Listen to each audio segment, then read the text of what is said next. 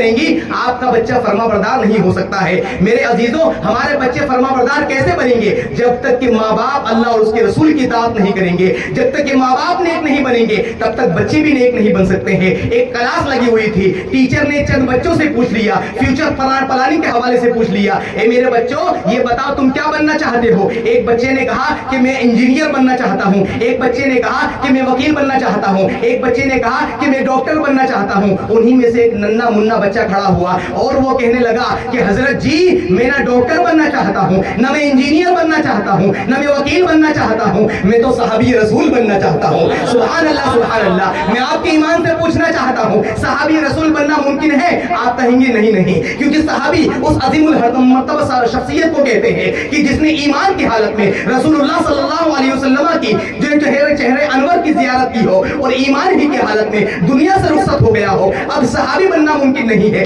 ولی بننا ممکن ہے، محدث بننا ممکن ہے، مفتی بننا ممکن ہے، عالم بننا ممکن ہے، حافظ بننا ممکن ہے، لیکن صحابی بننا ممکن نہیں ہے۔ میرے عزیزوں، وہ ٹیچر کہنے لگے کہ بیٹا اور بچے تو وکیل ڈاکٹر بننا چاہتے ہیں لیکن تم صحابی رسول کیوں بننا چاہتے ہو؟ وہ بچہ کہنے لگا کہ حضرت جی صحابی رسول میں اس لیے بننا چاہتا ہوں کہ میری والدہ میری امی جان مجھے روزانہ صحابہ اکرام کے قصے سنایا کرتی ہے، صحابہ اکرام کے واقعات سنایا کرتی ہے، صحابہ اکرام کی کہانیاں سنایا کرتی ہیں اور کہا کرتی ہے کہ بیٹا جو صحابی ہوتا ہے وہ حضور کا وفادار ہوا کرتا ہے، جو صحابی ہوتا ہے وہ حضور کے قدموں پر اپنی جانوں کو قربان کرنے والا ہوتا ہے، جو صحابی ہوتا ہے وہ حضور کے فرمان پر عمل کرنے والا ہوتا ہے۔ اس لیے میں صحابی بننا چاہتا ہوں، میں بھی حضور کے فرمان پر عمل کرنا چاہتا ہوں، میں بھی حضور کے قدموں پر جان کو قربان کرنا چاہتا ہوں۔ اب میں آپ کی ایمان سے پوچھنا چاہتا ہوں ہمارے بچے جب ہماری جھوٹی باتوں میں آ کر بہت سارے کام کر جاتے ہیں، پڑھائی بھی کر جاتے ہیں، اگر ہم اپنے بچوں کو سچی بات پر عمل کرنے کے لیے کہیں گے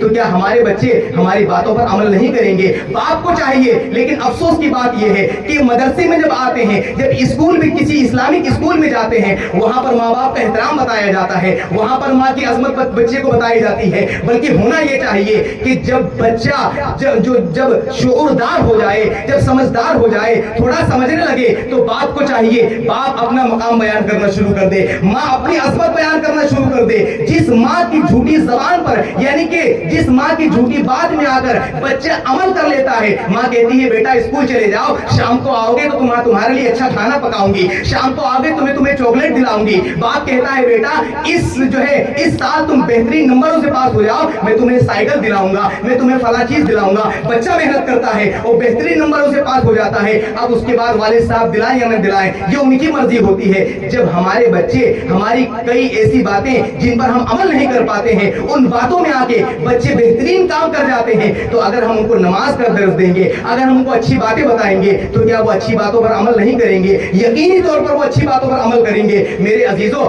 آخری پیغام یہی ہے آپ لوگوں سے، امام حسین رضی اللہ تعالیٰ عنہ کی مجلس میں آئے ہیں، میں اپنی خواتین سے بھی عرض کروں گا کہ آپ حضرت فاطمہ رضی اللہ تعالیٰ عنہ کی سیرت کو پڑھیے، سیرت کو سنیے، علماء کرام کی زبانی سنیے اور ان پر عمل کرنے کی کوشش کیجیے۔ آج امام حسین بننا ممکن نہیں ہے، حضرت فاطمہ بننا ممکن نہیں ہے، لیکن اگر کوئی خاتون حضرت فاطمہ رضی اللہ تعالیٰ عنہ کی سیرت پر عمل کرتے ہوئے، ان کی تعلیمات پر عمل کرتے ہوئے اپنے بچے کی تربیت و پرورش کرے گی تو وہ ضرور کنیز فاطمہ بن جائے گی اور اس کا بیٹا سچے معنوں میں غلام حسین بن جائے گا، اس کا بیٹا سچے معنوں میں غلام حسین بن جائے گا۔ اللہ تبارک و تعالیٰ ان باتوں پر عمل کر